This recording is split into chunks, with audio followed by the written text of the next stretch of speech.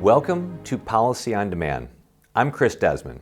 Recent shifts in global trade have greatly increased the variety of products and countries affected by frequently changing tariffs, prompting companies to reassess their customs strategies. Today, I'm joined by Kristin Bohl, where we will dig deeper into this issue. Kristin, welcome to the show. Thank you for having me, Chris. Welcome to Prague. Thank you. It's lovely to be here. Enjoying yourself? This city is incredibly beautiful. I love it. Well, it is incredibly beautiful, and it's also incredible that we have this global transfer pricing and customs conference here. A lot of companies are here. What are you hearing?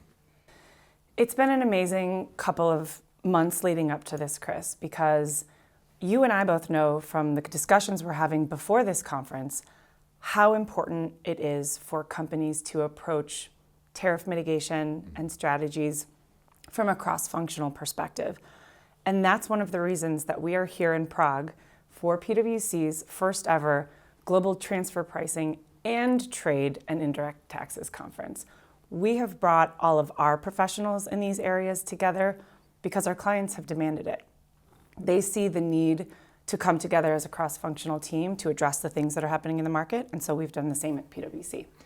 Absolutely well said, because it is such an important piece for our clients and in the industry. And there's a lot of things evolving when it comes to the customs and trade environment. We could spend a whole hour episode on that. But there is one thing looming coming out in the future from a US perspective, and it's this term called IEEPA, Supreme Court, and some amount of tariffs. Like, you and I nerded out on an analysis that we actually had published in an insight that we'll include in the show notes.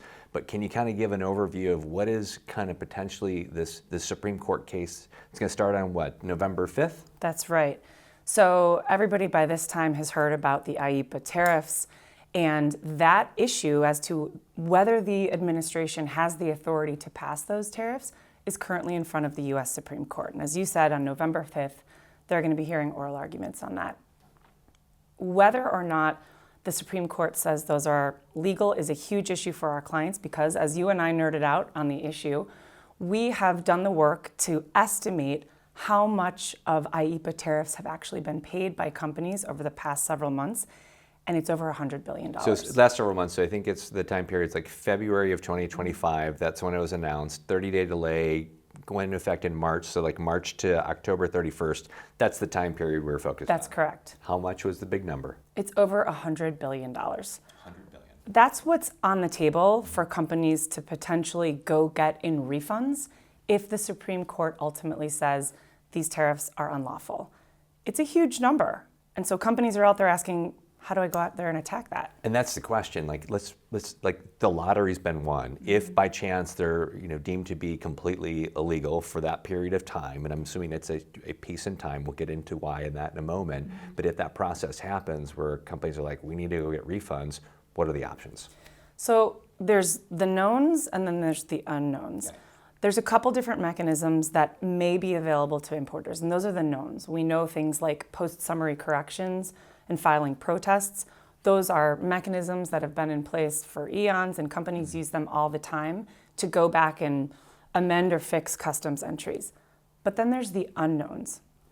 It may very well be that for this IEEPA refund process, the government puts forth an entirely new process for going to get those. And between you and me, Chris, we know the government isn't going to make it easy, right? So what should companies be doing right now?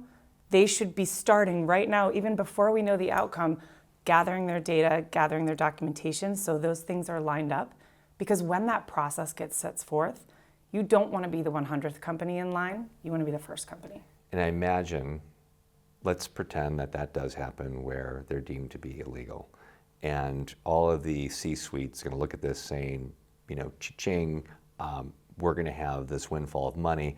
I'm going to book it right now. I'm going to make it a receivable. But then they're going to hear about this potential delay or challenge or this process that's going to be so onerous that they're not going to be able to do it. It's probably going to bring a lot of frustration in the market. Absolutely. I think companies right now are facing the uncertainty, not only of the outcome of the case, but not knowing the mechanism to potentially go get those things. But that's why it's even more important to gather the information we know will ultimately be needed, the data and the documentation to support it. So we're at the Global Transfer Pricing and Customs Conference. There's also a transfer pricing spin to this too, because if, let's say, companies do get these refunds, then the question becomes, from a transfer pricing perspective, what should they do or shouldn't they do? Did they change their policies? Do they make adjustments for their policies because of this? Not to mention, if these refunds are given, and let's say a company receives a refund of, call it, $10 million, and they've already had deals with their suppliers, either related or unrelated, and all of a sudden they've helped share the tariff costs, or even imagine what the customer aspect of it is going to be, because now these customers have been communicated, oh, we've had a 10% markup on our products to you, and then we heard you got the refund, how are we going to get that? What a mess. It's a huge mess. We don't yet know how that's all going to play out. That's part of the uncertainty, but you can certainly imagine customers who've had the tariff costs passed on to them, they're going to be looking to get their piece of that refund pie. Thank you, Kristin. Again, really amazing job. Thanks for having me, Chris. We appreciate your insight on this ever-changing topic, and thank you for joining us. Access other conversations from this conference in Prague through the link in the description of this episode. Thank you for watching, and take care.